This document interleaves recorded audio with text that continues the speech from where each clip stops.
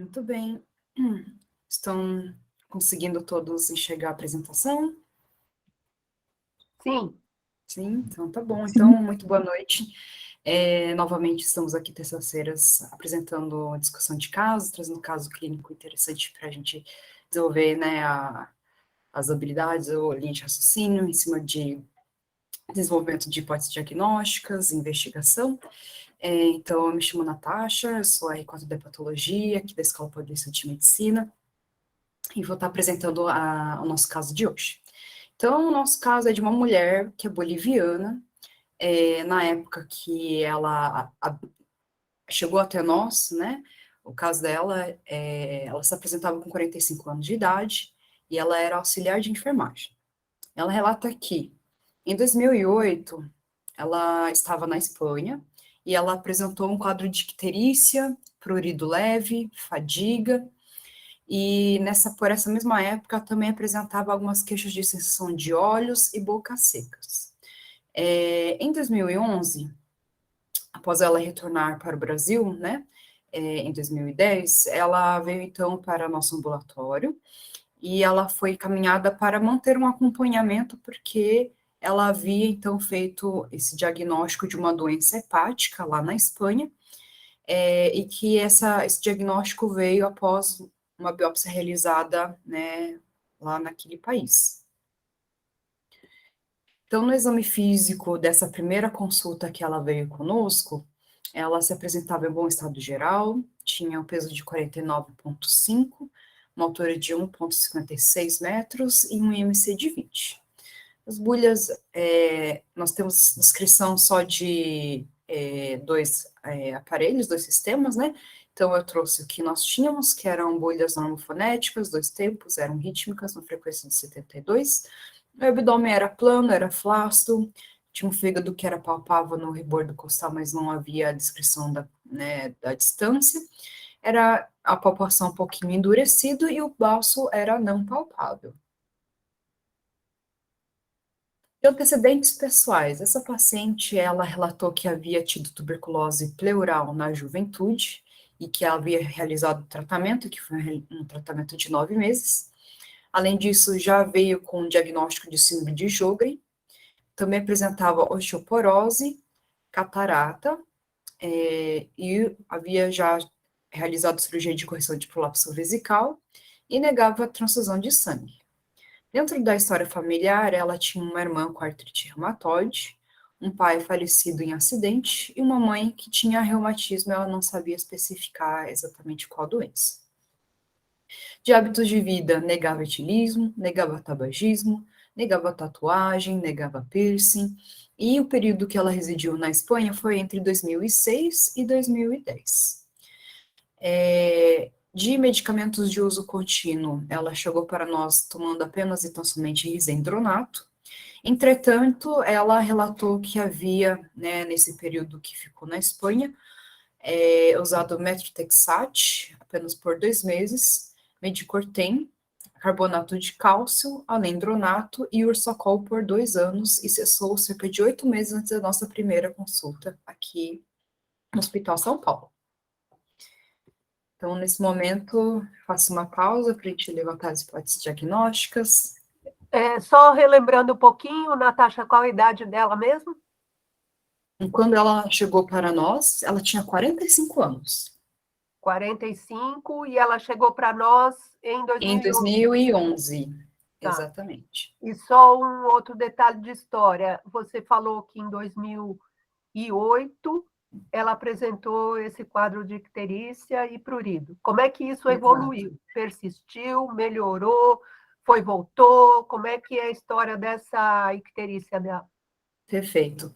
A icterícia, ela não voltou mais a apresentar, e o prurido foi tendo melhora, mas a gente vai abordar isso ao longo da evolução de anos. Então, isso daí foi em 2011, eu vou trazer um prospectivo de evolução ao longo até os dias atuais dela. Mas em 2011, Em quando ela se 2011, apresentou, ela sim. estava ictérica, Perfeito, entendido. Na mas ainda tinha... época, quando ela chegou para nós, em 2011, ela relatava apenas prurido ainda, mas que era oscilante, mas já havia uma melhora. mas já não tinha mais icterícia, mais episódios de icterícia, foi apenas esse que ela apresentou lá em 2008, e a fadiga ainda é um pouquinho persistente. Muito bem. Então, Isadora está aí, né? Tô aqui, doutora. Tá aí. Tô aqui. Já estamos com saudade. Então, primeiramente eu quis associar as E falhou. Isa? E nossa conexão Maranhão não está muito boa. ter uma osteoporose. Isa, começa de novo porque falhou. Oi, doutora. É que a gente não está te escutando, tá falhando. É porque eu acho que a internet daqui é ruim, eu não tô com Wi-Fi. Mas começa de novo. Qual é teu raciocínio? Então, eu considerando a história dela de ser uma icterícia com prurido e o fato dela ter uma osteoporose, primeiramente me veio na cabeça a possibilidade dela ter uma doença hepática colestática, né? Juntando essas três questões, né? O prurido, a icterícia e a osteoporose. Por ela ter um antecedente na família de doença autoimune, né? Uma irmã que tem, acho que é artrite reumatoide? Isso. Isso. Apesar dela não ter nenhum antecedente de doença autoimune, por conta da idade, e eu pensando numa doença colestática, eu pensaria numa CBP a princípio. Assim, e com certeza ela tem uma doença hepática crônica, né? Que inicialmente foi diagnosticada através de biópsia hepática em 2008, ela apareceu em 2011 com a gente. Então, inicialmente, eu pensaria numa doença hepática colestática. Ela até tem síndrome de Sjögren, quando ela chegou para a Sjögren. gente já diagnosticada. Então, aí, síndrome de Sjögren, a gente sabe que está muito associada com CBP. E considerando ainda a idade dela, 45 anos, sexo feminino, de hipótese, então eu pensaria na CBP. Juntando, né, só esses antecedentes pessoais e a história clínica dela. Algum diagnóstico diferencial? Tá realmente, assim, muito provável, né? Esse diagnóstico que você fez como primeira hipótese. Você arrisca algum diagnóstico diferencial?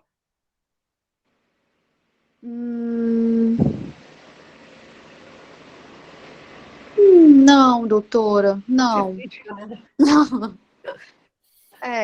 Tem muitos elementos para CBP. Muitos elementos para pensar em CBP, Alguém quer sugerir algum diagnóstico diferencial?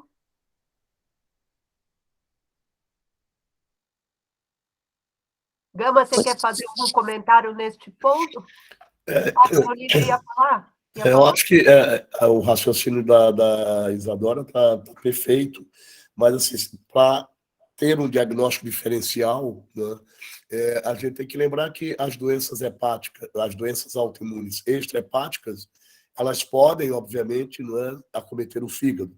E a gente sabe que a etiopatogenia da CBP com a síndrome de Sjögren, elas têm muita proximidade, não é? Então, eles até definem em alguns trabalhos o quão comum é a epitelite, não é? De uma e de outra. É claro que quando a gente olha para pacientes com síndrome de Sjögren e alterações hepáticas, a maioria das vezes elas são ou secundárias ao tratamento ou vinculada à doença hepática gordurosa não alcoólica, enfim. Mas é necessário pensar, quando a gente tem diagnósticos diferenciais a serem elaborados, claro que essa via que a Isadora criou, ela é muito mais inteligente, muito mais objetiva também. Mas poderia ser uma paciente com síndrome de Sjögren, não tratada, com progressão para uma doença sistêmica e acometimento hepático da síndrome de Sjögren, embora isso seja menos prevalente do que o binômio CBP/Sjögren. E Gama, o que você acha dentro dessa hipótese de CBP, o fato da primeira sintomatologia dela ter sido icterícia? Como Ah, é que a gente explicaria isso? acho que, na verdade, isso destoa da história natural da CBT, né?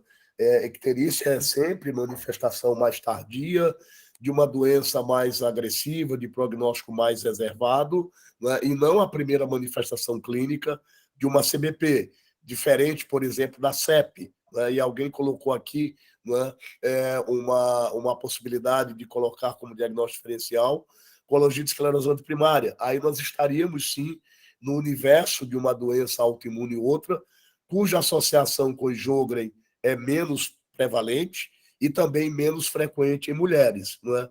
Mas a apresentação clínica de uma síndrome ictérica naquele momento, ela foge do conceito da história natural da CBP, não é? Uma vez que fadiga, prurido são as manifestações clínicas mais prevalentes, não é? E hoje, cada vez mais, a gente tem feito diagnóstico em pacientes, inclusive assintomáticas, né? Então, aí, diante dessa icterícia precoce em 2008, que parece que se resolveu prontamente, porque não há menção aqui em 2011 dessa característica clínica, eu acho que aí outros diagnósticos diferenciais deveriam ser levados em conta, né? Exato. Isso aqui chama um pouco a atenção. E você falou no acometimento hepático da síndrome de Sjögren. Por Isso. acaso, ontem mesmo, acho que teve um caso que circulou lá na nossa discussão e alguém sugeriu essa hipótese. E eu até falei, não, mas acho que síndrome de Sjögren não dá acometimento hepático. É pouco comum, né, Gama? O que... Pouquíssimo comum. Na maioria das vezes, né, o acometimento hepático que se observa nessa população são efeitos adversos de remédios, né, ou então, como eu falei antes, doença hepática gordurosa não alcoólica, mas a doença, primariamente, é mais ou menos o que a gente observa na artrite reumatoide. Às vezes, uma hiperplasia nodular regenerativa, né, que pode ser ali uma causa de hipertensão portal não cirrótica, né? Então, esse acometimento hepático vinculado a Sjögren, né, ela é improvável, sim, doutor Augusto, é incomum. Muito bem. Então, Isa, que exames você quer ver? Doutora de bioquímica, eu gostaria de ver a função hepática, porque realmente preocupa essa questão da icterícia, se for avançada. Eu gostaria de ver a parte de função hepática, as enzimas canaliculares, aminotransferases. Eu solicitaria um FAM, de autoanticorpos, um antimitocôndria, solicitaria IgM, e de exame de imagem inicial, uma ultrassonografia de abdômen. Muito bem, acho que é um conjunto inicial que tá muito bom. Vamos lá, então, Natasha, mostra para nós. Então, vamos seguir. Então, vou trazer os exames que nós tínhamos. Ela tinha trazido um da época de 2009, não foi exatamente do início do quadro, mas foi o único que ela trouxe do período que estava fora do Brasil, né? Então, com uma ST de 55, LT de 55, uma fosfatase-sacarina de 135, uma gama-GT de 26, uma proteína total de 8,8, uma albumina de 4,6 lá em 2009. E quando veio para nós em 2011, nós tínhamos então uma ST de 65, LT de 71, uma fosfatase-sacarina de 104, uma gama-GT de 30 e uma albumina de 4,5.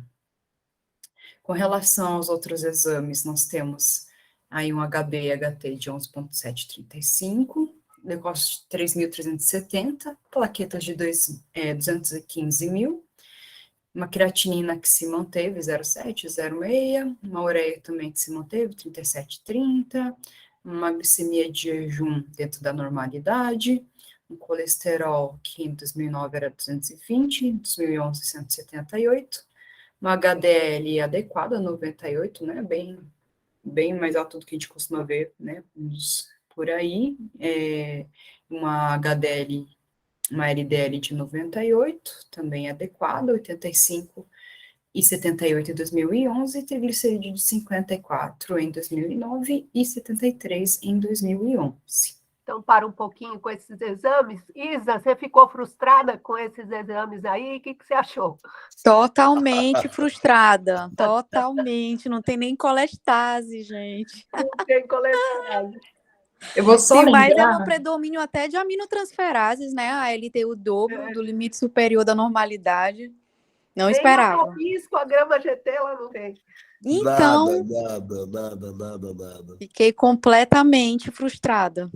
Eu vou só lembrar que ela tinha relatado que havia feito uso de Ursacol por cerca de 2 anos antes de voltar para o Brasil, quando então ela ficou 8 meses sem. Quando chegou para a gente em novembro, ela já estava 8 meses sem uso desse Ursacol e provavelmente em 2009 já estava em uso dessa medicação. Esse relato foi suprimido? Não, havia Estava lá. lá nos exames ali embaixo, em medicamentos de uso contínuo, relato de medicamentos de uso prévio. Então, ela usou, mas parou 2 anos antes desses exames aí. Mesmo Ainda assim, né? ainda tem o metotrexate, que poderia ser responsável por essa LT aqui, né? Sim. Mas uma pessoa que precisa de Ursacol para normalizar suas enzimas, se ela para de tomar, a tendência é voltar a aumentar, né? Ursacol não tem um efeito curativo sobre essas doenças. Então, de qualquer modo, é bem frustrante aí o Frustrante. atestado. Bom, vamos lá. Ela pediu Vamos seguir. autoanticorpos também, né? IgM. Isso. Temos, então, as sorologias, que é uma paciente já imune, né, e que teve já contato com a hepatite A. Ademais, o FAN dela veio positivo 1 para 160 nuclear pontilhado fino e 1 para 640 displasmático pontilhado reticulado. Fora isso, anticorpo antimúsculo liso não reagente, anti-LKM não reagente, AMA veio 1 para 80, anti-RO presente, anti-LA não reagente, anti-RNP, anti-SM também não reagente, perfil de ferro de 126 com ferritina de 87, um IgG de 2.260, ponto de corte de 1.600 e uma IgM de 315, ponto de corte 230. Agora Isadora começa a sorrir, né, Isadora? Começou a sorrir. O que você achou desses autoanticorpos e dessas imunoglobulinas? Eu só fiquei surpresa com o nível de elevação da IgG, né? Que é uma IgG até bastante elevada, e a princípio, assim, não tinha toda a prova de função hepática. Não tinha, na verdade, né? Mas, assim, a plaqueta dela era boa. Então, assim, não sei se essa IgG elevada estaria elevada por conta da hepatopatia crônica ou por conta de alguma outra doença autoimune, uma hepatite autoimune, por conta do padrão do FAN, né? Que tem 1 para 160 nuclear pontilhado fino. E o fato dela ter o FAN 1 para 640 no padrão citoplasmático reticulado tá batendo, porque veio um AMA reagente, e a IgM aumentada. Só faltou realmente a colestase, né? Laboratorial. Exatamente. Então, Edu, resumindo, é uma mulher que teve uma icterícia lá em 2008, foi melhorando, 2011 é que ela aparece para a gente. Nessa época aí que ela teve essa icterícia, alguém deu para ela Ursacol, ela tomou 2 anos, mas já veio para a gente sem tomar. E com a maior cara de CBP.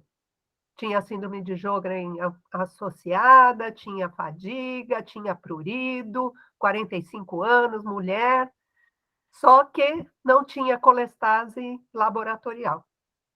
Então, a Isa, que está discutindo o caso, ficou bem decepcionada com a falta de colestase, mas agora encontrou aí autoanticorpos que sugeriram mesmo CBP, né?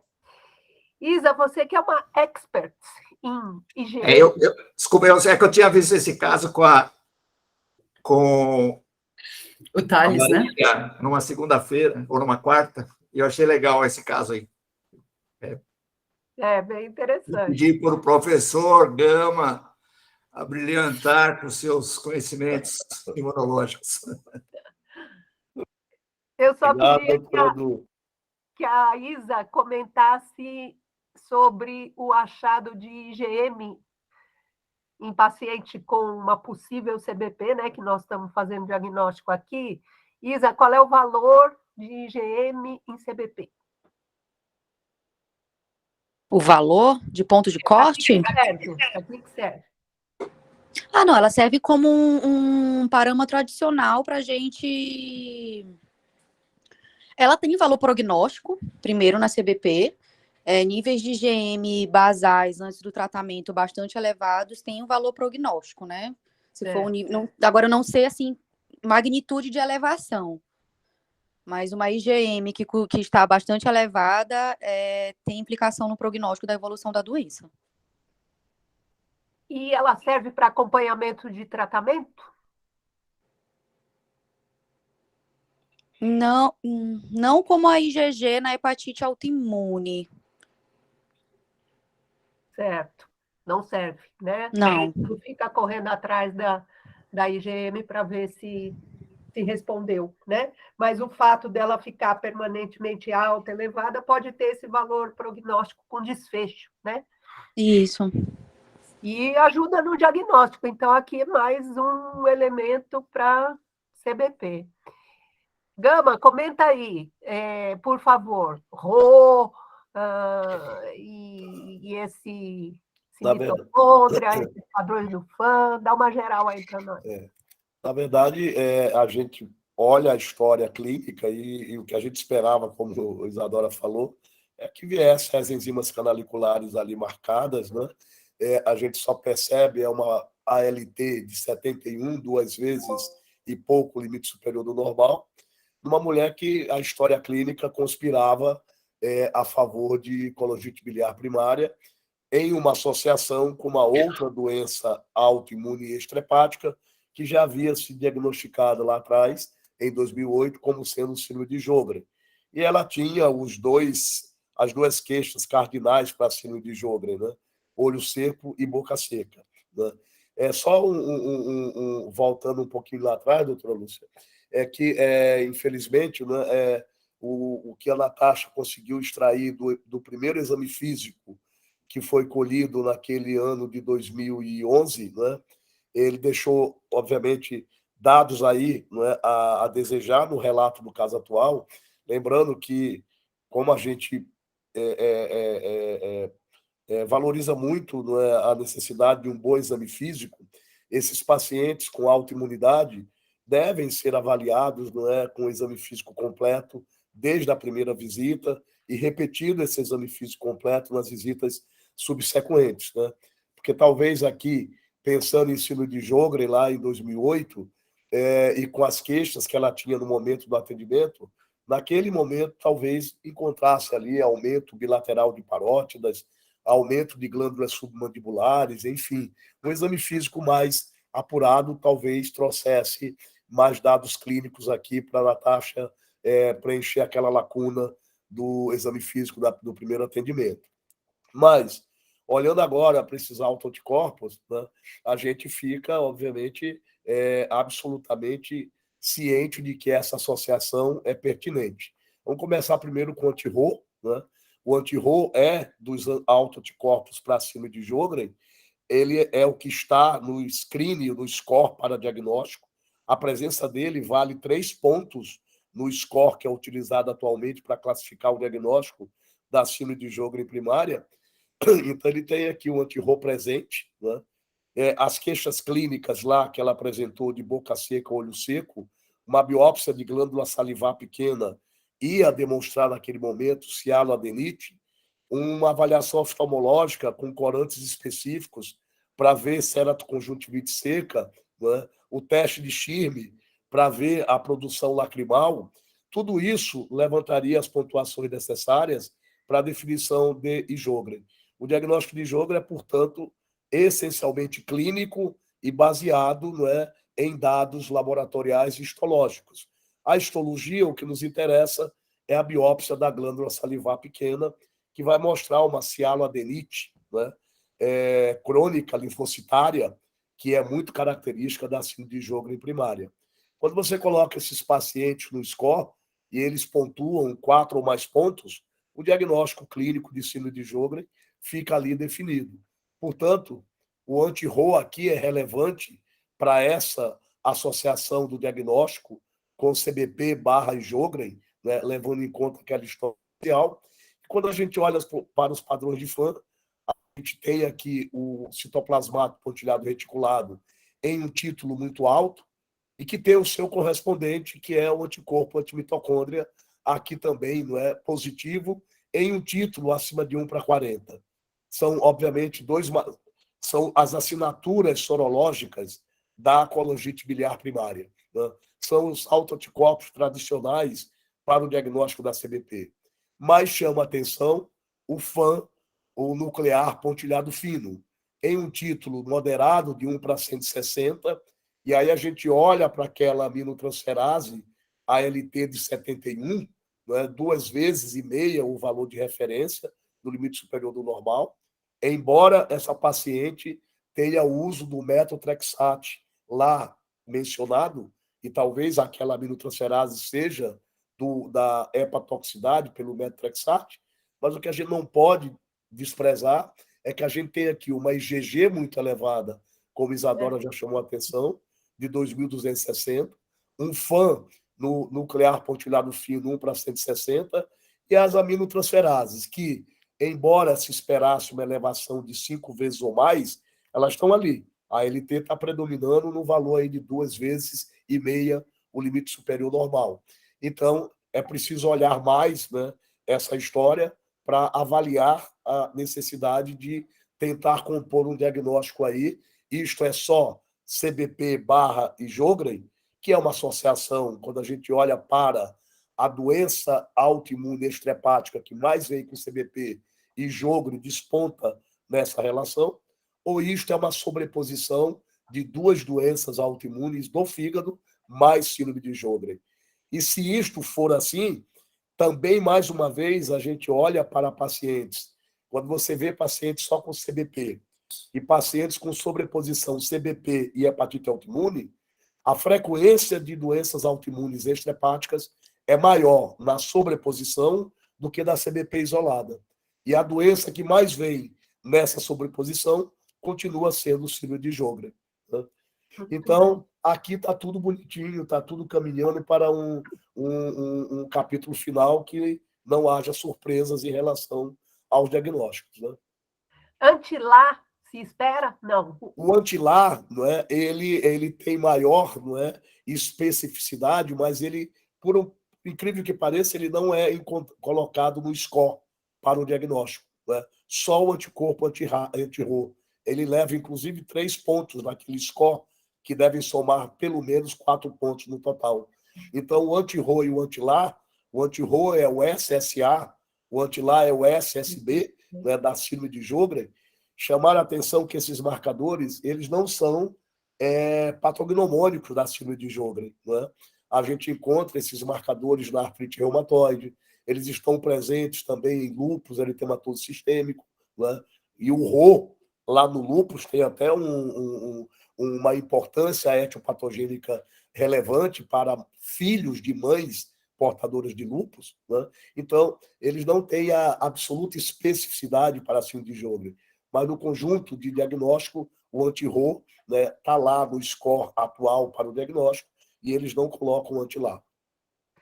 E, por outro lado, Gama, o anti-Ro você pode ter só na hepatite autoimune. Sim. Sem Sjögren, que é o Ro 52. O anti-Ro 52, exatamente, né? Que já foi, inclusive, eu estava levantando uns trabalhos interessantes de autoanticorpos que pudessem ser biomarcadores da síndrome de sobreposição, CBP, hepatite autoimune.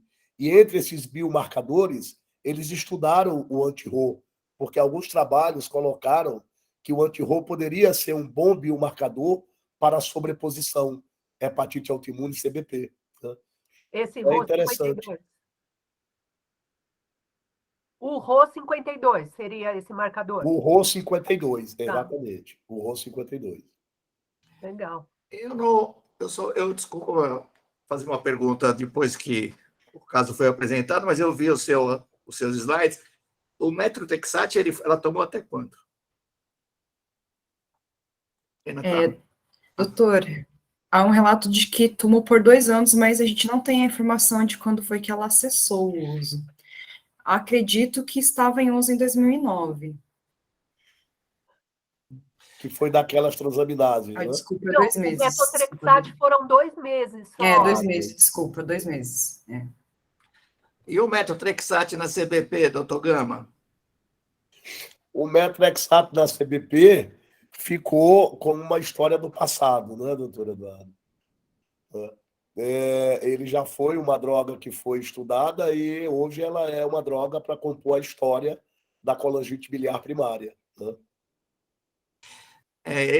Quando a gente era jovenzinho, eu e a doutora Lúcia, a gente foi no congresso da ASLD, não sei se ela lembra, mas tinha um Zezinho que andava de gravata borboleta, ele era lá do Massachusetts General, e ele levantava para brigar com os ingleses lá de Newcastle, para dizer que o methotrexate era tão bom quanto o Ursacol para tratar a CBP. CBP, né? Inclusive naqueles não respondedores. Mas depois eu nunca mais vi nada. Você lembra dele, Mary? Ele sempre levantava, ia para o microfone, ficava falando, e ninguém prestava atenção nele. Que methotrexate em dose baixa, com colchicina, também era uma opção boa para tratar. Mas isso acho que acabou caindo mesmo, né? A colchicina está lá nas drogas do passado, né? Que era uma droga potencialmente promissora e que se perdeu no meio do caminho, né? Eu perguntei porque, eventualmente, as enzimas no primeiro exame estavam não alteradas, né? A fosfatase era um pouquinho, a gama GT era normal, se isso poderia ter sido influência desse methotrexate. Mas como eu não estava tomando. Muito bem, vamos em frente, Natália. Só vou voltar e falar que foi o Thales que viu comigo. A Marília tinha visto um outro que a gente talvez apresente também. O Thales acho que não está aí hoje, não vi. A Isadora também comentou de exame de imagem, né? Isso. Então, nós temos aqui um ultrassom de abdômen superior, com fígado de tamanho normal, parênquima homogêneo, foto 1M ali sem dilatação de vias biliares, uma veia porta de 0,9 centímetros e um vaso normal, com uma hiperecogenicidade periportal. Faltou a vesícula, né? Faltou a descrição da vesícula. Não tinha mesmo. Não tínhamos. Tá. Porque para alguém que teve lá um episódio ictérico que a gente achou meio fora de contexto, era bem bom a gente saber alguma coisa sobre essa vesícula, né? Mas, enfim, não temos.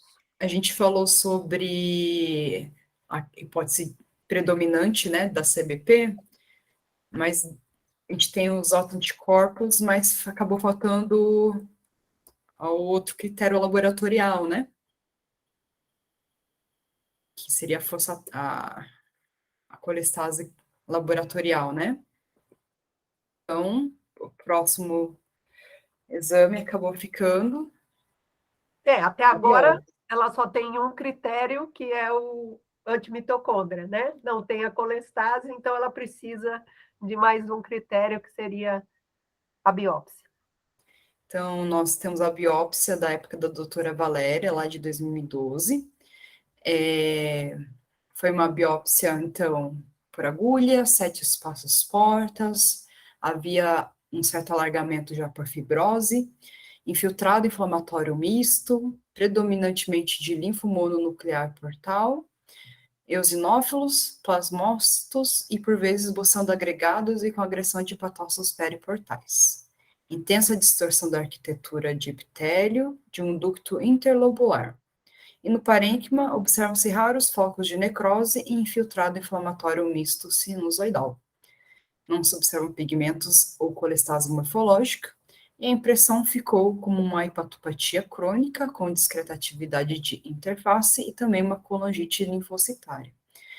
Ela acrescentou ali em nota que, havendo a questão, né, da clínica da paciente, a positividade também do anticorpo antimitocôndria, eles corresponderiam, então, a uma cirrose biliar primária estádio 1. O que você achou disso, Isa? O que você achou dessa biópsia? Doutora, me chamou a atenção a questão de ter plasmócitos e essa colangite linfocítica também pode estar presente na hepatite autoimune, né? Pode. Pois é. Junto com aquela IgG elevada e com aquele fã nuclear pontilhado fino, com esses achados na biópsia. Então, você está achando que essa biópsia aí está pendendo mais para uma hepatite autoimune do que para uma CBP? Olha, Sim. que você está confrontando a impressão da doutora Valéria, hein? Meu Deus. Ainda bem que a doutora Valéria não está presente. Aí é pesado. É. Ai, doutor, eu fiquei realmente mais tendenciosa a pensar numa hepatite autoimune mesmo, viu? Porque a gente sabe que a CBP também pode ter processo inflamatório periportal, né? Mas não costuma ter, pelo menos, riqueza de plasmócito. Aqui a gente não sabe bem se é uma riqueza ou não, né? Mas uma CBP poderia cursar com alguma agressão periportal. E o inverso, como você falou também, né? A hepatite autoimune ter agressão de ducto, ainda mais que aqui é só um ducto, né? Sim. Contaminação degenerativa. Eu acho que nós ficamos numa situação difícil aqui. Isso. O que você faria em termos terapêuticos? Ela chegou para nós sem tomar nada, né? O que você faria? Tudo ao mesmo tempo agora? Começaria com um, depois o outro? Eu acho que... Não sei, viu? Difícil. Mas eu não começaria com os dois tratamentos, não. Da hepatite autoimune e da possível CBP associada, não. Um de cada vez, com certeza. O que Eu acho que eu... convenceu mais que ela tem, de fato? Hepatite autoimune mesmo. É mesmo? Eu achei. Eu achei Mesmo porque tendo ela AMA tinha positivo, mesmo tendo fã, mesmo tendo a história do prurido, a icterícia. Gama, você concorda com ela? O que você acha? Eu acho que o que nós temos aqui, Isa, nós temos, sim, né, uma hepatite de interface, mas uma hepatite de interface discreta. Né? Essa hepatite de interface discreta ela é comumente vista, né, em pacientes com CBP. Né? Não é incomum que a gente encontre hepatite de interface discreta a moderada em pacientes somente com colangite biliar primária. O que não é de se esperar é uma hepatite de interface acentuada, né? Uma hepatite de interface grave. Né? Há um trabalho que quem fala a respeito de achados histológicos da CBP, ele coloca assim, 100% dos pacientes com colangite biliar primária não tratados, evoluirão em 4 anos para hepatite de interface. O que não quer dizer que feche critério para sobreposição. Aquela hepatite de interface é de moderada a discreta.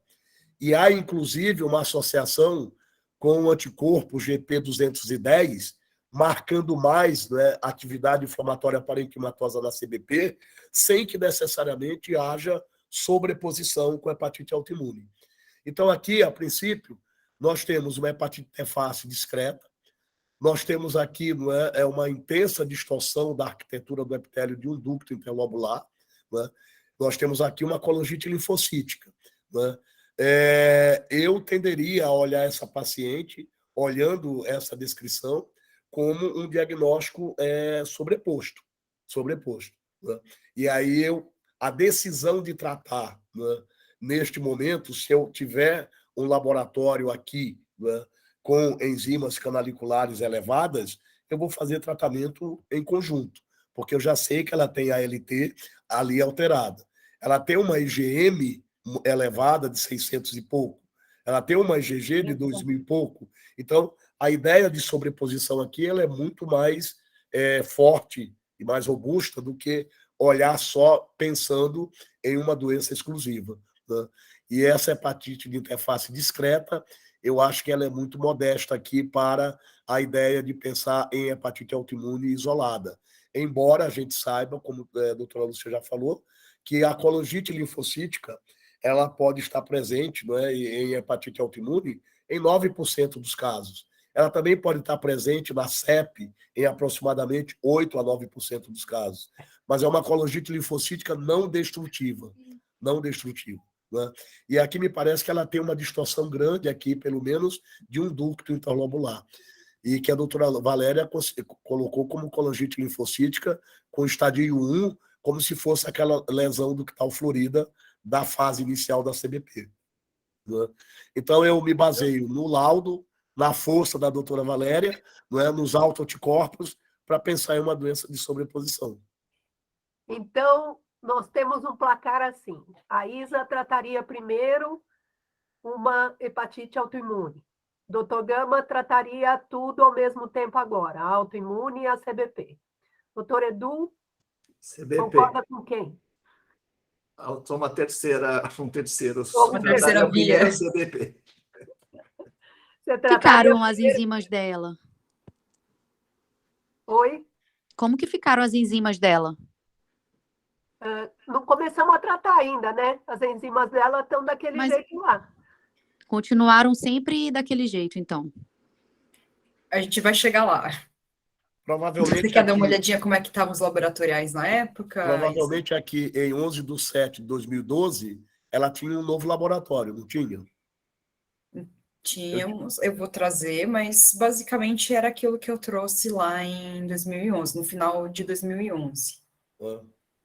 Uma LT, AST, uma vez e meia, um limite superior do normal, nada muito além disso. A IgG alta, IgM alta, nuclear Se fosse uma hepatite autoimune, a gente teria mais agressão periportal, Exatamente. mais parenquimatosa, como costuma acontecer, né? É. Em uma pessoa Agora, não tratada, sem corticoide. Né? agora aquela icterícia que ela apresentou e que se resolveu, também não seria por conta da CBP, porque a biópsia está num estágio precoce da CBP. Será que foi uma atividade da autoimune, talvez? Pode até ser. Ou pode ser alguma toxicidade medicamentosa de fato, né? A gente não tem essa coisa temporal aí com medicação que ela usou, exames que ela fez. Não sabemos nada sobre a vesícula dela, mas você tem razão. Verdade. A icterícia não deve ter nada a ver com CBP. Isso é um fato, né?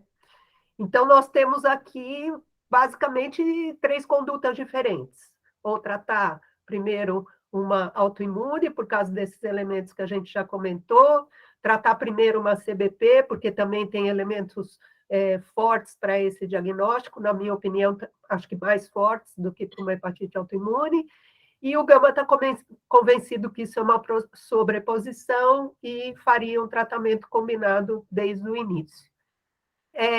Quem tomou a conduta concordou com quem, Natasha? O que aconteceu? Então, vamos lá. Então, ela aparece para a gente com essa biópsia, né, como a gente comentou, ali no começo, né, meados, na verdade, de 2012. Então, para vocês verem como é que foi essa questão, ela chegou realmente a aumentar mais as transaminases, as bilirrubinas nunca foram estouradas, uma fosfatase alcalina que chegou a 151 em agosto, né, lembrando que a gente fez a biópsia em julho de 2012, tá certo?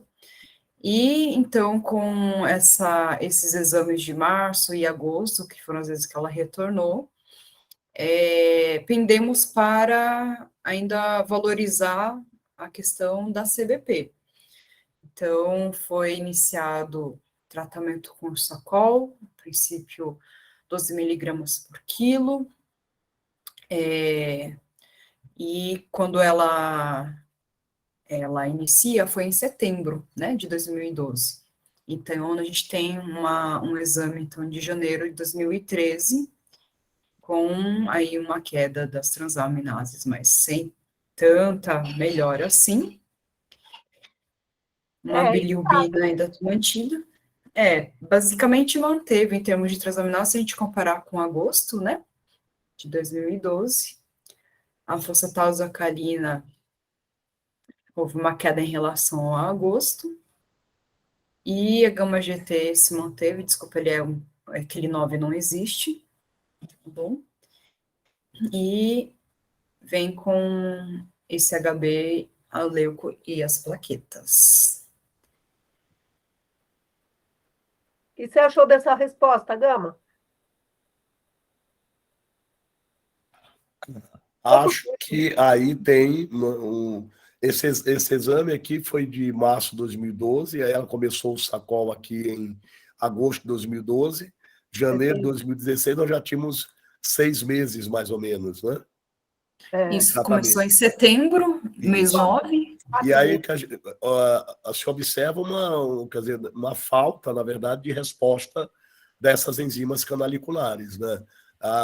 Esperaria que tivesse aqui caído, normalizado, embora a gente espere aí um período de 1 ano para ter uma resposta efetiva com remissão bioquímica completa da CBP, 6 meses já seriam suficientes na dose adequada que ela está, ou talvez eu aumentasse aqui de 12 miligramas para 15 miligramas, não sei se haveria muita diferença nisso, mas se a gente pensar, ela tá, 13 a 15, ela está com 12, ela não está com a dose mínima necessária, então eu vou aumentar um pouquinho essa posologia e ver se eu interfiro nessa resposta aqui das enzimas canaliculares que só estão, né, alteradas de forma modesta. Mas fato é que em 6 meses a gente teve uma queda pequena, né? 151 para 131, né? Eu esperaria uma queda maior. E as hepatocelulares nem se mexeram. E as hepatocelulares estão ali, né? Dizendo, vocês esqueceram de mim, né? Será Posso que eu não perguntar preciso... para a doutora Maria Lúcia Posso fazer uma perguntinha, prof? Claro. Aquele trabalho que você participou, que fez uma avaliação precoce com 6 meses, apesar de ter só 4 meses aí, né, Gama, com uma subdose. São 4 meses, que foi em setembro que iniciou. E é um trabalho brasileiro do grupo aí de doenças colestáticas, que tentou antecipar para 6 meses a decisão de associar alguma coisa. Isso. Ele foi até para o prêmio, mas o menino lá um outro menino lá ganhou o prêmio Figueiredo Mendes. Na verdade, é o mesmo menino, né? Aquele cansado de Minas Gerais. Então, ele que apresentou esse daí o trabalho, mas ele ainda estava, eu não lembro exatamente o número, e depois eu vi que outro dia estava lá no grupo dizendo que o trabalho tinha sido aceito em alguma revista. E daí você lembra mais ou menos quanto que tem que cair para 6 meses para achar que foi não resposta? Não lembro, mas eram os pacientes que não estavam normais com 6 meses, eles continuaram não normais com 1 ano, então essa que era a ideia, que você deve antecipar, né, a avaliação e já entrar com uma segunda droga se não responder em 6 meses. Nós não lembro assim a magnitude de queda. Mas é uma coisa interessante, aceitaram lá o trabalho e vai ser, inclusive, editorial da revista. Então, uma coisa bacana, assim. Eu acho que é a Digestive Disease and Science, né? Digestive Disease and Science. Bem legal. Então, foi difícil dar uma aula de aumento isolado de gama-GT. Agora, normalidade de gama-GT, acho que é mais difícil ainda. Porque todo o trabalho fala que está elevado em 85% das hepatopatias, 95% das colestases, e essa coitada aqui não quer subir nem a paulada, né? Então, não sei por quê. Deve ser alguma coisa genética. Bom, então, com essa persistência das transaminases, em janeiro, então, foi iniciado prednisona, 40 miligramas, e asa 50, né? E ao longo dos meses, ela foi feito um desmame até que ela chegou em março de 2013, já com 10 miligramas, e essa asa de 50, com esses novos níveis de transaminase, de celulares. Então, uma ST de 18, uma LT de 19, uma fosfatase alcalina de 117, uma GT de 28, vestido na normalidade. E como é que a gente interpreta, então, Aqui tem um outro dela? ponto, né? Eu estava falando da gama-GT normal, mas você contou para a gente que essa paciente tinha osteoporose, ela já tinha feito um tratamento lá atrás com alendronato, agora estava com risendronato. Então, a gente precisava saber essa fosfatase alcalina aí, se ela é hepática ou óssea, porque vai ver que essa mulher nunca teve colestase, né? E de repente, isso tudo pode ser só hepatite autoimune, como a Isa comentou, né? Porque hepatite autoimune também pode dar anticorpo antimitocôndria positivo. Nós não encontramos, se essa fosfatase alcalina tiver algum componente ósseo, nós não encontramos colestase em toda a evolução dela, e ela respondeu super bem a Azipred, né? Agora eu já estou desconfiando que ela pode nem ter CBP. Uma coisa curiosa, doutora, fazendo um retrospectivo, ela relata que o diagnóstico dela lá na Espanha só se confirmou depois que fez biópsia. Então, é capaz que realmente também o perfil laboratorial dela também não ajudava muito, e eles também, parece que só iniciaram o tratamento lá, depois, né, de uma amostra. E a gente não tem essa biópsia. E a gente não tem, ela acabou que não tinha como recuperar esse material. E o laudo também foi só de boca, ela acabou trazendo alguma coisa, mas também nada muito, tanto é que a gente preferiu fazer a nossa própria coleta, a nossa própria avaliação aqui, uma nova biópsia quando ela chegou para a gente. Doutora Lúcia, se a senhora olhar os outros dados, né, como explicar aquela IgM de 600? Né, não é 600, é 300 e pouco que ela tem, não é, Natália? Não, 600 e depois caiu para 300 e pouco. Não, mostre lá. 315, não era?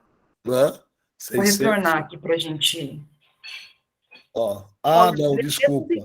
É o valor de referência da IgG, que é 1.600. Eu olhei só como 600. Perfeito. E essas IgM aí a gente vê na autoimune, né? Mas, de qualquer modo, não é, como olhar para esse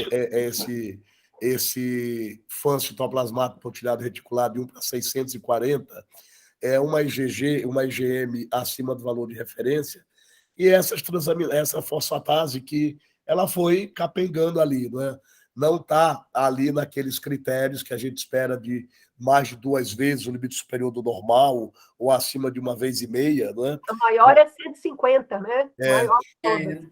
Mas ela fez 151, não é? Em algum momento.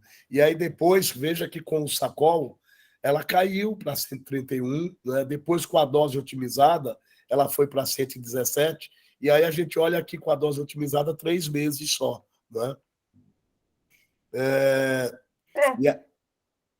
E eu acho interessante esse caso para pensar assim, se isso for uma sobreposição, ela foge daqueles, ela acaba fugindo um pouco dos critérios de Paris, né? Ela não tem assim, não tem, se você pegar a fosfatase alcalina, não está maior do que 2 vezes, ou a gama-GT não está maior do que 5, mas o AMA, ela tem ali 1 para 80, e a biópsia hepática é de lesão ductal florida. Então, de qualquer modo, ela teria 2 critérios dos 3 para CBP. Nos critérios para hepatite autoimune, ela não tem uma LT maior do que 5 vezes, mas ela tem uma IgG maior do que 2 vezes, né? E tem uma biópsia hepática com hepatite de interface. No entanto, o que eles exigem é uma hepatite de moderada interface de moderada a acentuada. Ou E ela, músculo liso, que ela não tem. exatamente. Ela não tem músculo liso, ela não tem hepatite de interface de moderada a acentuada. E a Então, ela IgG não foge é daqueles, duas vezes. ela foge daqueles É. de preencher as necessidades dos critérios de Paris para falar de uma sobreposição, né? Você, uma época, andou estudando na histologia o que poderia ser, eventualmente, critério de sobreposição, não foi? Na verdade, o que a gente estava vendo na biópsia hepática é as características do que seria, né, uma hepatite autoimune isolada, né, e que poderia trazer fatores de confundimento com CBP. Né? Essa história, por exemplo, que já foi aventada aqui. A colangite linfocítica, que é um achado tradicional da CBP, ela pode estar presente lá na hepatite autoimune, mas diferente da CBP que a gente fala, colangite linfocítica destrutiva não supurativa, a colangite da hepatite autoimune é uma colangite linfocítica não destrutiva. Ela não agride e destrói o ducto. É só agregado de linfócito ali se interpondo ao ducto biliar. Então, isto é encontrado em até 9% das hepatites autoimunes. Né? E aí, outros achados que poderiam permear, né, achados de atividade necroinflamatória que poderiam parecer ser hepatite autoimune e não são, estão vinculados àquele anticorpo GP210, que pode fazer, né, inflamação lobular, que pode ter uma hepatite de interface um pouco mais agressiva, e este marcador é considerado lá na CBP um marcador de mau prognóstico. Talvez até porque tenha mais atividade inflamatória, necroinflamatória, do que o previsto numa CBP que não tem o GP210. Né? Muito bem. Natasha, vamos em frente. Então, em 2013, ela estava com todas as medicações, né? Isso, O perfeito. Chapol, AS e PrEP. Perfeito. Chegamos em outubro de 2013, já realizando uma redução ainda maior da prednisona, com 2,5 miligramas, e uma otimização da asa. Tá? Desculpa, eu acabei não colocando aqui a quantidade por quilo, né? Mas vai dar cerca de 2 miligramas quilo com asa de 100. Lembrando que ela tinha cerca de 48, chegava até 50, eventualmente quilos, então dá 2 miligramas, um pouquinho mais.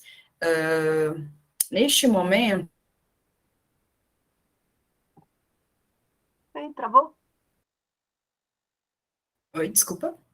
Não, é que travou um pouquinho. Nesse momento...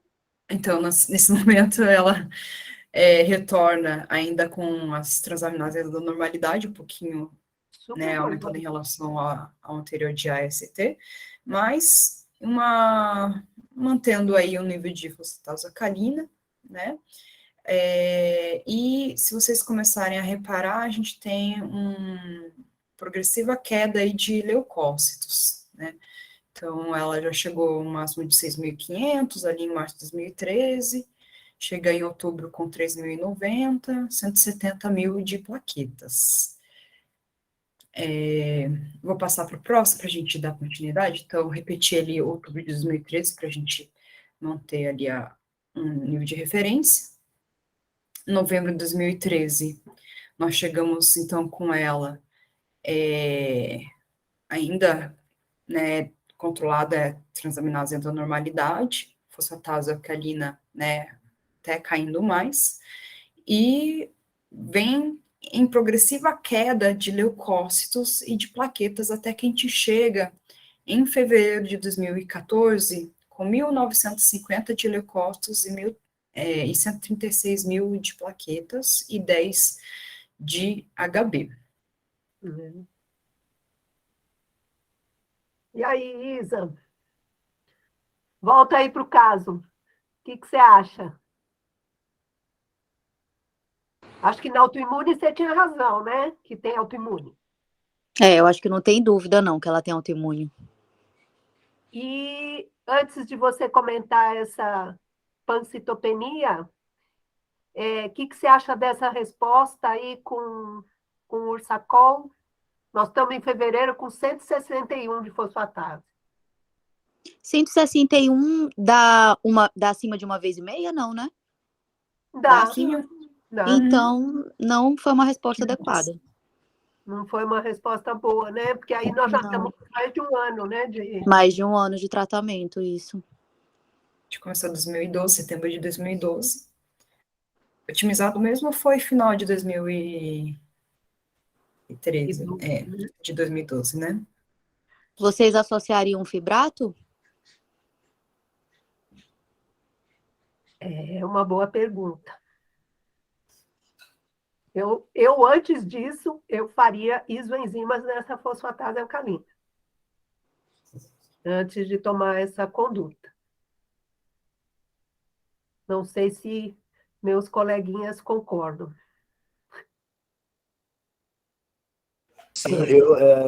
Eu estava pegado aqui aquela gama GT no slide anterior, que embora dentro do normal era 47,9, ela foi ficando bonitinha, 28 inclusive, né, no slide anterior, mas depois aqui ela também começa a subir um pouquinho aqui, ó, 58 para 161 de FA, né?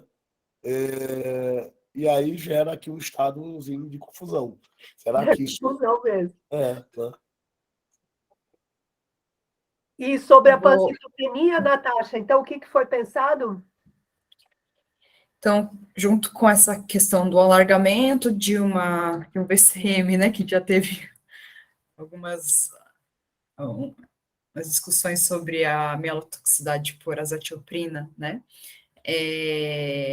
então foi decidido por haver substituição, né, da asa, suspeitou-se de mielotoxicidade, e foi trocada, então, por micofenolato, né, 720 miligramas ao dia, e por este período também, houve a necessidade de fazer a retirada da prednisona por sugestão, orientação da oftalmo, porque a paciente já tinha um diagnóstico de catarata, mas que veio se agravando, queixas visuais, com piora do embaçamento.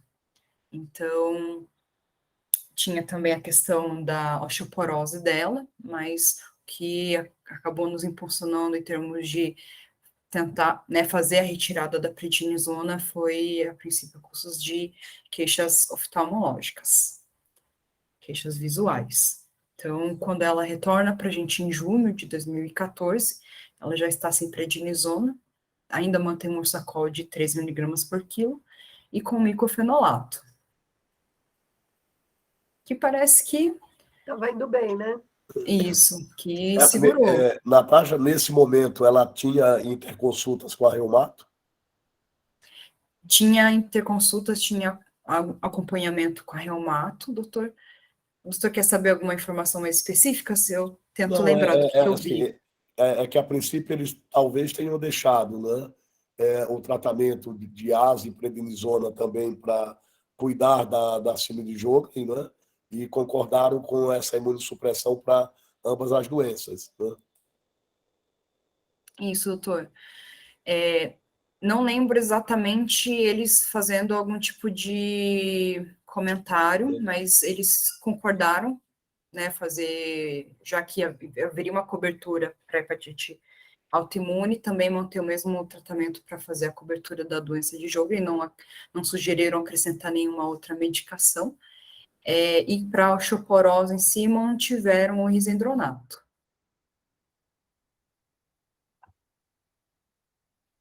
Não teve biópsia, viu, doutor, das glândulas. Eu não achei registrado nem no sistema, nem nenhuma evolução deles. Isso. Outros testes, até confirmatórios, né, da doença de Sjögren. E a pergunta da Isa, hein? Quem poria fibrato nessa hora? Você poria, Gama? Doutora Lúcia, eu acho que se eu tivesse no consultório, eu acho que eu colocaria o fibrato. Porque eu comprei a ideia de que ela tem histologia de doença hepática autoimune e de CBP. E, inicialmente, eu decidi o tratamento da sobreposição. Então, o meu raciocínio lá no início seria: vamos tratar junto e vamos mudar o que precisa ser mudado no andar da carruagem. E aí, se eu olho para o Sacol, né, e que agora está com 13 miligramas por quilo e já tem mais ou menos um ano, eu talvez otimizasse esse tratamento com, com fibrato. Mas talvez pedisse um FibroScan agora, porque se ela está em remissão bioquímica, eu não vi a IgG dessa paciente, se ela está em remissão bioquímica completa da hepatite autoimune, como é que está esse FibroScan, né, ao longo desses quase 2 anos de doença? Para ver se há correlação bioquímica, histológica e há progressão, né, de fibrose nessa paciente. Eu acho que o FibroScan ajudaria também a gente olhar para esses 2 pontos. O que é a melhora da bioquímica e se isso está acontecendo também lá na histologia, né? Lá no consultório, você não ia pedir a isoenzima da doutora Lúcia primeiro? Ah, sim. Eu já comprei essa mensagem. Acho que era prudente fazer antes da conduta. Vamos lá, Natasha. Muito bem. Então, em dezembro de 2014, nós fazemos um ajuste da dose, tá? Por conta de uma certa flutuação. Eu acabei não colocando aqui os níveis de IgG, a gente até teve em alguns momentos as coletas, mas elas sempre estiveram alteradas, em cerca de 2.100, 2.100, 2.200. O mais baixo que chegou foi 1.700, mas não batia necessariamente com a normalização das transaminases. E a nossa interpretação foi de que a IgG acabou que não sempre esteve alterada mesmo, né? Depois eu puxo até as informações, se quiserem, depois a gente tenta bater com algumas datas. Eu até escrevi na anotação aqui do lado. Então, em dezembro, foi aumentado esse micofenolato. A gente teve alguns problemas desse período para cá, onde houveram alguns momentos de falta de fornecimento de Ursacol, então, hora tinha, hora não tinha, tá certo? Mas, de forma geral, a gente tentava manter um alvo, né, de 3 miligramas por quilo, até por isso que a gente não conseguia aumentar até mais, chegando a uma concentração maior por peso, porque havia momentos que havia falta. E do micofenolato a gente chega em maio de 2015, com ela fazendo um micofenolato de 720 ao dia, com transaminases dentro da normalidade também, controlada, e essa fosfatase acarina ainda um pouquinho persistente. Antes dessa biópsia aí, que parece ter sido agora em janeiro de 22, ela fez o FibroScan que o doutor Gama sugeriu? Temos. Está na próxima aqui. Temos uma feita em 2017 e uma feita em 2020. Em 2017, o E era de 4,8 kPa e um CAP de 244. E em 2020, um E de 5,3 com CAP 162. Muito bonzinhos, né? Bonzinho. Muito bonzinhos. O ultrassom também, né? Agora o último, dentro, as dimensões estavam preservadas, a forma também. Neste ultrassom, já havia alguns contornos irregulares, e uma textura heterogênea, mas, ademais, tudo dentro da normalidade. Vê a porta pérvia, calibre preservado, fluxo hepatopetal, sem dilatação de vias biliares, uma vesícula normal distendida. Eu acho que acabei não comentando, mas os outros ultrassons que ela repetiu, eles vieram com a vesícula dentro da normalidade. E o baço também dentro da normalidade, né, e sem líquido livre no abdômen superior. Então, nós viemos com um paciente... Desculpa? Não, tudo bem. Eu ia perguntar para a tá. Isa o que ela acha que deu essa biópsia. Volta ali no anterior. Olha, Isa, ela fez a biópsia nessas condições, com essas enzimas hepatocelulares, com essas canaliculares. O que você acha que vai dar? Doutora, eu acho que aparentemente a doença não progrediu no sentido de fibrose, né? Uhum. Mas... E eu acho que ela não vai manter a questão da atividade de interface, não deve estar tão exuberante também, que as enzimas estão normais, e mesmo quando elas estavam mais alteradas no passado, a hepatite de interface não era tão importante. Então, você acha que não vai ter mais... Eu acho que não vai ter grandes mudanças, não. Mas a atividade de interface, você acha que vai estar lá ou não vai estar lá? Não, acho que não vai estar lá. Não vai estar lá mais. Tá. E CBP, você está achando que vai ter, assim, grandes comemorativos? Doutora, eu acho que não. Eu acho que não. Também acho que não. Não conheço o caso, mas pode ser que a gente caia do cavalo, né, Isa? Vamos ver. Vai lá, Natasha. Eu vou só comentar que vocês falaram sobre a IgG, né? Por exemplo, aqui em junho de 2014, eu estava com GG de 1965. Em dezembro, 1979. Quando a gente vem agora para maio de 2015, ela chega a 1760. Aqui em janeiro, quando ela faz a biópsia, tem uma GG de 1994. E o último que a gente tem é de 2.420 de IgG. Ih, credo. A última dá quanto? 2.420, doutor. Sem cirrose, sem... Continuo achando que a hepatite de interface vai ter desaparecido? Sim.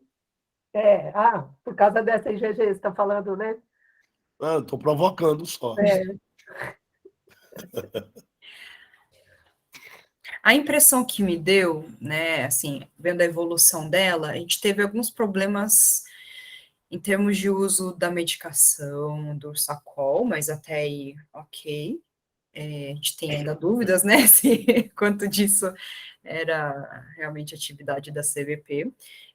Do micofenolato, teve alguns momentos onde que faltou, mas a grande maior parte do tempo ela conseguia, assim, adquirir, havia o fornecimento da medicação, e que chegamos nesse momento, em que ela vem realmente passando por um longo período de um controle considerado bom, né, eu pulei nesse período aqui de 2016, 17, enfim, e teve um períodozinho do começo de 2020, 2021 por conta da pandemia, mas que ela, justamente porque ela houve uma manutenção da normalidade das transaminases. Natasha, não enrola e mostra logo essa biópsia. A biópsia, exatamente. Pois é, então, qual que é o detalhe? Ela fez essa coleta e até hoje não entrou. Vai ficar para uma segunda parte. Como assim não entrou? Doutora, não está no sistema, não tem laudo, não tem nada. Então sumiu o fragmento. É impossível não ter entrado. Ela fez externo, ela fez externo, né? A coleta foi externa. Ela trouxe para a gente... é uma revisão, então. Vai ser uma revisão, tá? E até o momento Extraviou. vai ficar esse mistério. Mas mesmo assim, olha, se tivesse lá naquela caixinha da enfermagem, já teria chegado às mãos do isso Caio, que eu achei muito e ele estranho, já teria muito feito tempo a já. revisão. Ah, extraviou, certeza. Ele E tem ela não tem reclamação. laudo da biópsia fora. Ela só fez a coleta e trouxe para cá. Não temos o registro. Você não sabe, não foi para laboratório nenhum, tá? Ela fez a biópsia em algum lugar e trouxe o material direto para o hospital. Isso. Até eu acredito que essa informação ficou um pouquinho... não foi valorizada, né? Para a gente solicitar de novo, pelo menos o laudo, não sei, mas eu acho que o material realmente ela tem na descrição de que... Nossa, gente, isso é grave. Grave. Então, porque se isso tivesse ido para algum laboratório, dava para a gente entrar em contato com o laboratório onde foi encaminhado, primeiramente, para pegar o laudo, né? Pelo menos. Mas não tem essa referência se esse material foi para algum laboratório e ela retirou no laboratório o material. Ela pegou direto na biópsia. Deixa eu até ver se... Porque, de repente, ela pegou, a gente consegue pegar isso direto no laboratório, né? Pelo menos um laudo que tiveram, né? Poxa, porque ficar sem a biópsia é o que é. Mas, Depois de tanta coisa, a gente tem a biópsia. Depois de tudo isso, de todo esse mistério e de todas as nossas dúvidas, mas né?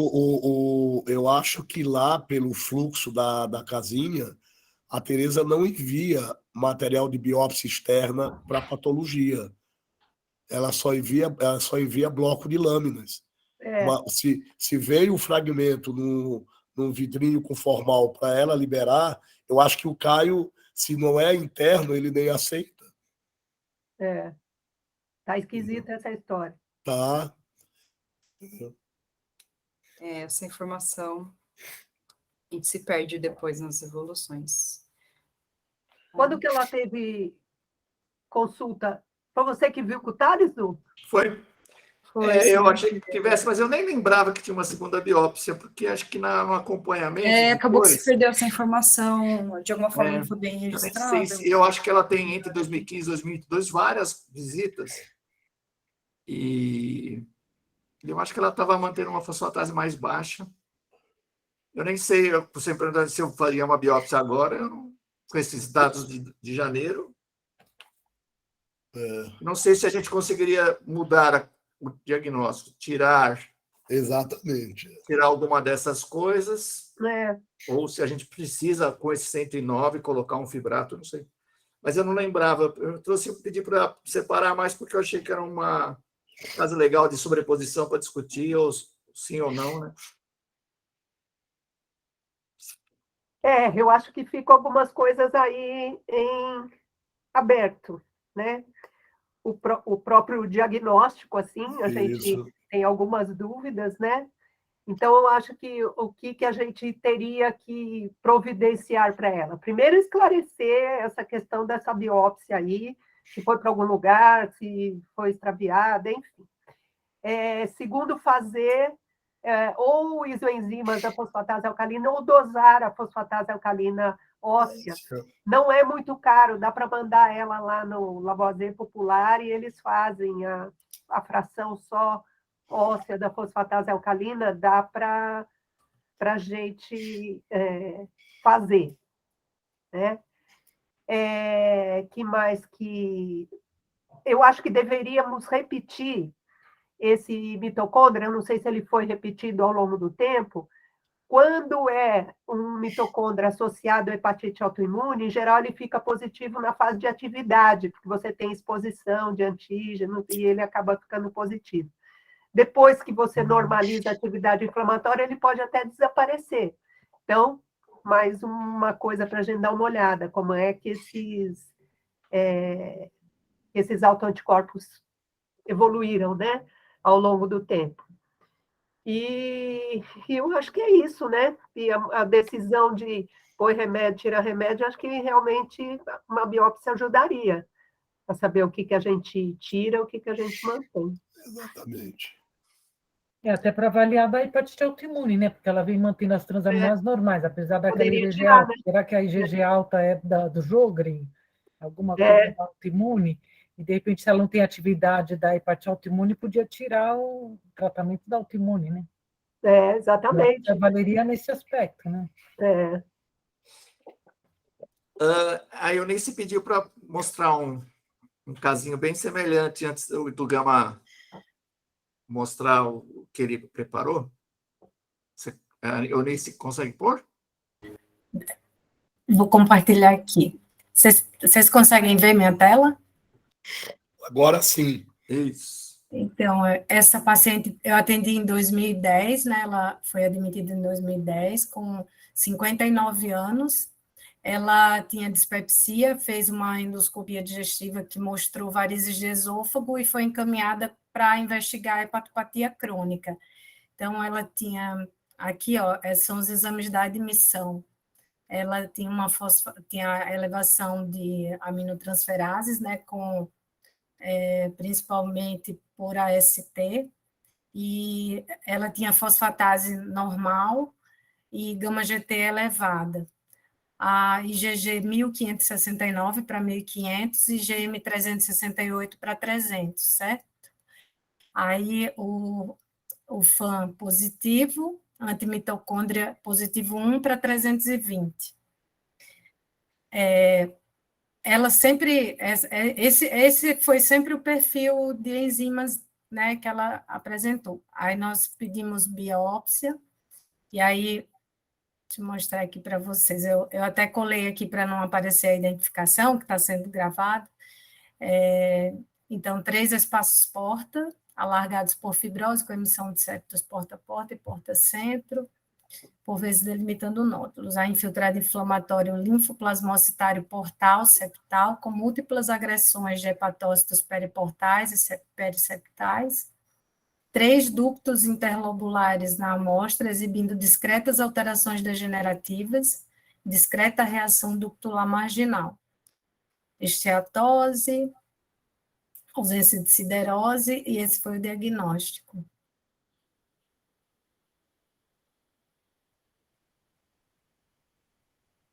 Infiltrado linfoplasmocitário sugere etiologia autoimune.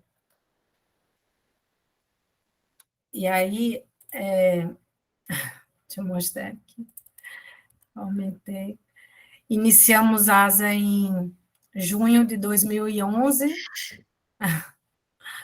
e aí vocês veem aqui ó, as transaminases. Ela tinha sobrepeso, né? Manteve ainda, eu acredito que devido a isso, a gama-GT se manteve elevada, e então a gente tratou como autoimune. E ela faleceu o ano passado, teve hepatocarcinoma, ficou sendo acompanhado no ambulatório de nódulo, e aí faleceu com 71 anos. Ainda depois do diagnóstico, a gente tratou por cerca de 10 anos. E aí, Gama, você viu que o infiltrado inflamatório era bem... aqui, ó, 3, como você falou, né, Gama? Sim, sim. Ao contrário de... Aí ela tinha só aquelas alterações ductais marginais, discretas, não é? Também Ela só 3 espaços porta, né? não tinha, não tinha, não é, aspecto destrutivo do ducto biliar, né? Essas alterações aqui, a doutora Valéria sempre descreve como sendo achados possíveis na hepatite autoimune, né?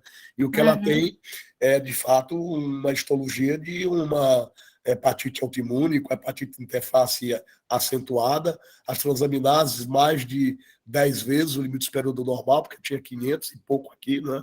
571 de TGP, né? É isso? Não, é 57. 57. 80 para 31, 57 para 32. A média era 50 antes de tratar. Aí ela tratou aqui, ó, em outubro de 2011. Esses casos estão deixando um pouco. Legal. A gente considerou um autoimune AMA positivo. Em relação ao que a doutora Lúcia falou, o AMA ele está presente em até 18% dos pacientes com hepatite autoimune. Eu achei que obviamente não tem correlação com os critérios diagnósticos para a CBP, né? E eu achei uma coisa interessante. A doutora Lúcia falou que geralmente esses pacientes com tratamento imunossupressor tendem a negativar, né, o o anticorpo antimitocôndria. Eu estava lendo um trabalho, doutora Lúcia, falando que, às vezes, o anticorpo antimitocôndria presente na hepatite autoimune, nesse percentual de até 18%, e que não preenche critérios para CBP, eles podem desaparecer no curso do tratamento, mas eles podem se arrastar, às vezes, por 12 a 27 anos. O autor destaca esse acompanhamento ao longo do tempo e fala, e ao longo desses anos, o paciente não progride com elevação de enzimas canaliculares e não preenche critério para CBP. Né? Então, essa persistência também a longo prazo pode corresponder à história natural da hepatite autoimune sem que haja a progressão de fato para uma doença colestática do porte da CBP, né? Achei interessante o longo tempo. Né? Não De vai 12, nos ajudar muito. exatamente. De novo. Mas o que eu queria só chamar a atenção, porque, na verdade, eu achei que a gente ia estar diante de um caso claro de sobreposição, né? De hepatite autoimune com CBP. Não, a gente tem dúvidas se essa sobreposição existe, né? Mas aproveitando que nós temos aí 7 minutos e meio, deixa eu só colocar algumas coisas aqui que são interessantes a gente discutir, né? Primeiro que a gente está falando de 2 doenças autoimunes do fígado que são raras, né? E a sobreposição é mais rara ainda, né? Então, nós temos aí uma relação de 3,5% até 25% de sobreposição, que Gama, na verdade, na moral... Gama, Oi. Eu vi que tem uma apresentação, a Natasha não quer pôr antes de você... Não, aquilo ali eu vou mostrar, é o último slide que eu vou mostrar. É só um. É só para aguçar aqui as nossas ideias. Né? Então, assim, se já é raro nós termos hepatite autoimune e CBP isoladas, mais raro ainda a gente ter sobreposição das 2 doenças. Né? E isso é mais ou menos 10% quando a gente fala de sobreposição CBP e hepatite autoimune. E parece que é fácil fazer o diagnóstico da sobreposição. Não é. Tanto é que esse caso aqui é difícil. Né? E aí a gente bate em cima dos critérios de Paris, e os critérios de Paris são todos matemáticos. Então, quando bate e fecha, está tudo certo. E quando não fecha, como esse caso, né? Do que a gente pode lançar mão? Né? Aí tem o julgamento clínico, a biópsia hepática sendo vista por um bom patologista como a doutora Valéria ou o doutor Caio, para nos ajudar na tomada de decisão. Né? Então, suponhamos que este paciente, na biópsia nova, né, a gente tenha, ou na evolução, feche os critérios para sobreposição. Neste momento, ele não cai nos critérios de Paris, ele não preencheria diagnóstico. E aí eu fico vendo que tem alguns autores procurando outros scores para diagnóstico de sobreposição, e inclusive procurando biomarcadores. Eu achei um trabalho muito interessante de uma publicação de 2018, procurando autoanticorpos que pudessem ser biomarcadores para a sobreposição CBP hepatite autoimune. E aí eles estudaram o dsDNA, que é um autoanticorpo específico para lúpus. E aí eu lembrei do anti-P-ribossomal, que tem se procurado, né, associar com hepatite autoimune, e a Clarice, por exemplo, não encontrou nenhuma associação, e o trabalho da USP, parece que depois revisto, não correspondia às conclusões que foram publicadas. Né? Então, será que o dsDNA é, de fato, o marcador, né, que pode ser considerado para o diagnóstico de sobreposição hepatite autoimune e CBP? Esse trabalho ele mostra que ele encontrou 50% de positividade desse autoanticorpo na sobreposição e só 8% na CBP isolada. E aí eles também usaram o anti-P53, que é aquele gene de supressão tumoral.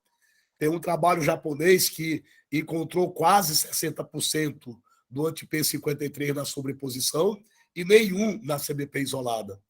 E aqueles novos autoanticorpos, que é chamado o anti-Kelch-like 12 e o anti-hexokinase 1, da CBP, parece, né, que eles podem, no futuro, vir como marcador de sobreposição, porque eles têm encontrado alguns resultados mais em sobreposição do que na CBP isolada.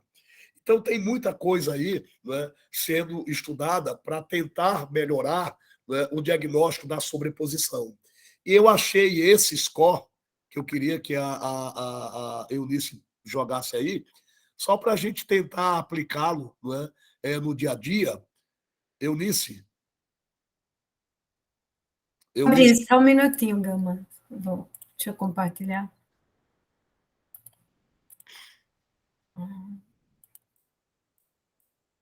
Oi, meninas, um bom tema de tese para vocês, hein? Estudar as nossas sobreposições, fazer DS-DNA. Eles fizeram, doutora Lúcia, eles fizeram um estudo com DS-DNA, com anti-P53, com o GP210, né? Porque eles viram que o GP210 faz muita inflamação lobular e maior percentual de agressividade na hepatite de interface, e eles passaram a considerar que, na sobreposição, o GP210 parece ter uma taxa de positividade maior. E esses dois autoanticorpos novos da CBP, que a gente não vê andar aqui, que é o anti-hexoquinase 1 e o Kelch-like 12, o anti-hexoquinase 1 parece ser promissor como biomarcador para a sobreposição, né? E aí eu achei esse score, que é um score que foi otimizado, produzido com o intuito de avaliar, né, sensibilidade e especificidade para o diagnóstico das sobreposições CBP hepatite autoimune, né? Esse trabalho ele foi publicado em 2018, né?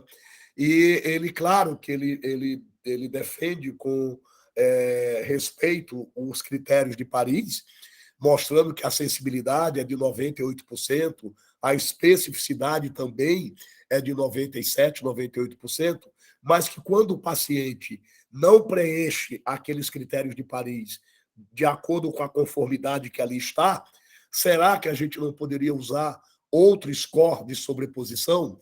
E aí ele coloca aqui, né, como parâmetros, por exemplo, quando você olha a fosfatase alcalina dele aqui nesse score, ele coloca, não é, maior que 1, no limite superior da normalidade. E aí ele pontua, né? Ele pontua com 2 pontos, por exemplo. Quando é menor que 1, ele dá 0. Ele coloca os parâmetros de biópsias, tanto para a CBP quanto para a hepatite autoimune. Eu só não entendi por que ele valoriza o PANCA, que já não é um marcador, né, que se utilize dentro da história natural da hepatite autoimune com tanta frequência. Eu não sei porque ele colocou aqui, deu destaque ao PANCA, né, nessa abordagem. Mas quando a gente soma todos esses parâmetros, né, se você tem uma pontuação maior ou igual a 21, ele coloca, né, como diagnóstico de sobreposição CBP hepatite autoimune.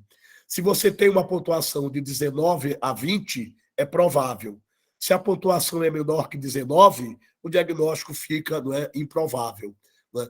E aí ele avalia, né, esse grupo de pacientes, que não foram poucos, e ele encontra uma sensibilidade para esse score semelhante aos critérios de Paris, né? 98%, 97%, né? E fica aqui essa possibilidade da gente tentar aplicar esse score na prática clínica, comparando Paris, né, versus este, né, e ver o que a gente encontra de similaridade em relação aos critérios diagnósticos de sobreposição CBP e hepatite autoimune, ou hepatite autoimune e CBP. Então, achei muito interessante trazer... Né? Esse foi o que o André apresentou uma vez, não foi? Esse novo score. Eu lembro que a gente fez nos 2 ou 3 casos, Gama, e infelizmente caiu tudo nessa meio caído provável. Do provável, né?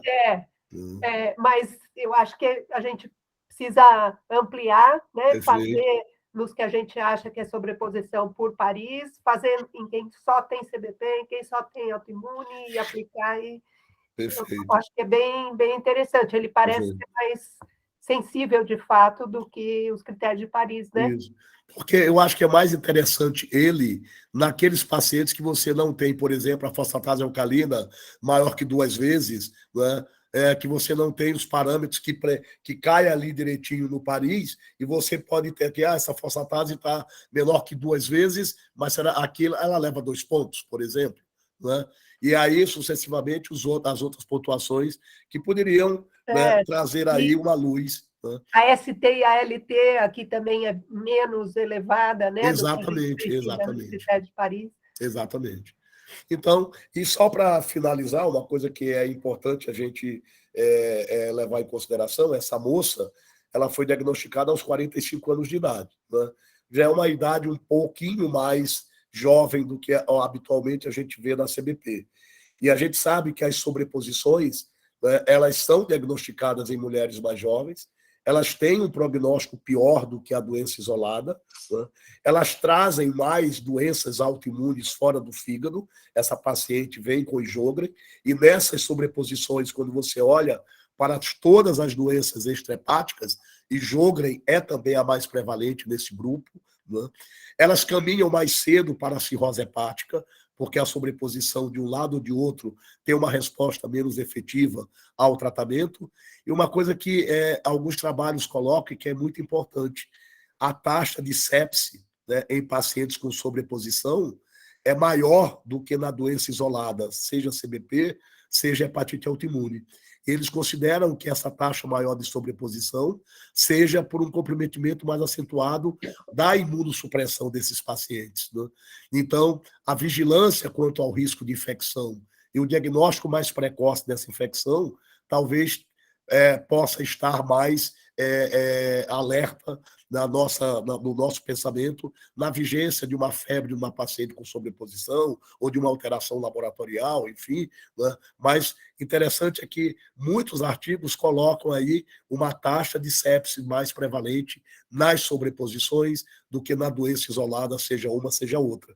E que, de um modo geral, como a gente já sabe, o prognóstico é mais reservado nas sobreposições, quaisquer que sejam elas, à exceção de quando você compara CEP isolada e CEP com hepatite autoimune, parece que a sobreposição com a CEP, o prognóstico é melhor do que a CEP isolada, talvez por conta da imunossupressão que a gente tem ali para a hepatite autoimune. Mas na CBP, as sobreposições trazem um resultado pior do que a doença isolada, né?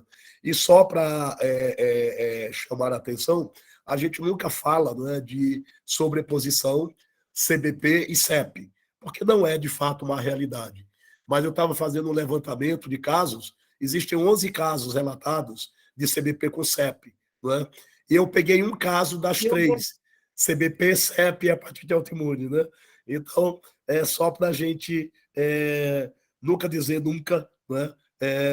E, se possível, né, encontrar pelo menos um caso, né? E um desses casos foi publicado pela gente, a Elze, que publicou a sobreposição de CEP com CBP. São 11 casos, que legal, não sabia que tinha esse lá. Deixa eu fazer uma pergunta. Quando a gente faz uma avaliação de acurácia de um score desse, quem que é o padrão ouro? Para sensibilidade, a gente tem uma biópsia dizendo que é uma CBP. Sim. E daí a gente usa o score porque a gente acha que tem alguma coisa de autoimune, a gente deu corticóide, normalizou, porque a gente precisa ter um padrão ouro. Será que essa nova biópsia vai ter mais cara de autoimune tratada ou não? E é engraçado, está muito normal as enzimas parenquimatosas, né? Então, capaz de não ter uma atividade inflamatória e a gente vai ficar só com uma doença biliar, eventualmente. Mas é engraçado, porque você cria um score, você tem que jogar contra alguém. Sim. Por isso que eu acho que... Falou que é uma doença só? Quando o autor... A gente acha... Quando o autor faz as críticas no score de Paris e no score dele, né, ele fala o seguinte: o padrão ouro ainda é o bom julgamento clínico e uma excelente biópsia nas mãos. Eu acho que esse é o padrão ouro, né? Esse é o padrão ouro, né?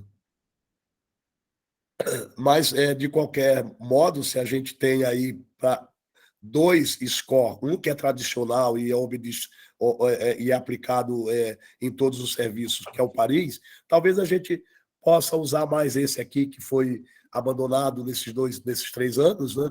E aplicar mais naqueles todos que a gente tem. Eu não sei nem quantas sobreposições a gente tem, doutora Lúcia.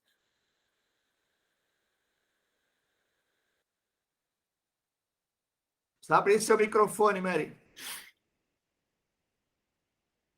Eu acho que entre 10 e 20. 10 e Acho 20, que não né? mais que isso. E também não menos que 10. Que 10, né? O que dá mais ou menos 10%, porque são são quase 200 casos de hepatite 200 autoimune, né? casos, Perfeito. Muito bom, doutor Gama. Gente, Acho que- perguntas, comentários? Doutor Gama é nosso imunoconsultor. Já que ele é um reumatologista frustrado, tá com hepatito só de Estava lendo, né, regra 3, esses artigos que eu estava lendo, eu confesso que eu não pensava obrigatoriamente dessa forma. Né? Você pegar um paciente com hepatite autoimune e doença intestinal inflamatória, todos eles devem fazer uma colangio-ressonância. Eles recomendam para todos que tenham hepatite autoimune e doença inflamatória do intestino, uma colangio-ressonância, porque você pode encontrar em 41% desses pacientes alterações vitais na colangio-ressonância. Né? E que isso não é necessariamente colangite esclerosante primária. Né? A recomendação lá da criança, a gente sabe, né? Fazer colangio-ressonância para todos com hepatite autoimune. Mas no adulto com doença intestinal inflamatória, eu imaginaria que fosse só uma associação de doenças autoimunes, né? E não a obrigatoriedade de buscar a colangio-ressonância, como a gente faz com a CEP, por exemplo.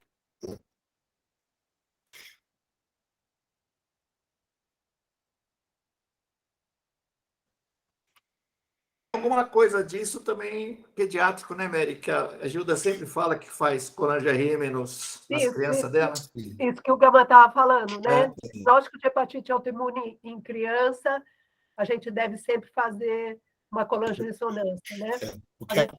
Da colangiopatia autoimune da criança. Agora, no adulto, nós temos uns tantos casos lá no ambulatório de associação de hepatite autoimune com doença inflamatória intestinal, tanto retocolite quanto Crohn, que a gente não fez, não. A gente não tinha essa conduta, né? Então, se a gente trombar com um desses casos lá, acho que é legal pedir. Exatamente. Essa associação de alterações de via biliar e crianças com hepatite autoimune é metade dos casos. Né? Chega a 50%. Né? E é aquilo que eles consideram como colangite esclerosante autoimune, com responsividade a imunossupressor. Né? O sinal do Gama ficou ruim. Alô? Acho que achou. Ouvindo sim, mas você está entrecortando. Está parecendo que tem alguma interferência na sua casa aí. Acho que é a chuva. O que eu estava falando é que essas alterações de vias biliares no paciente, na criança com hepatite autoimune, é em torno de 50%. Né? Mas elas são responsivas aos imunossupressores. Né?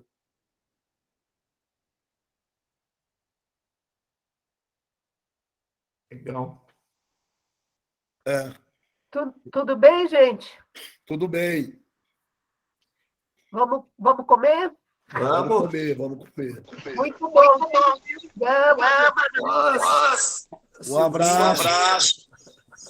Silvinha. Esse aqui é o pequenininho que você teve no peito quando você foi lá em casa. Sim. Esse Olá. Fala tchau. Bom, gente, boa noite. Até semana que vem. Na semana. Quando aparecer a gente conta, né, Natasha? Tchau, gente. Obrigada, doutor Gama. Obrigada, gente. Tchau, Obrigado, Natasha.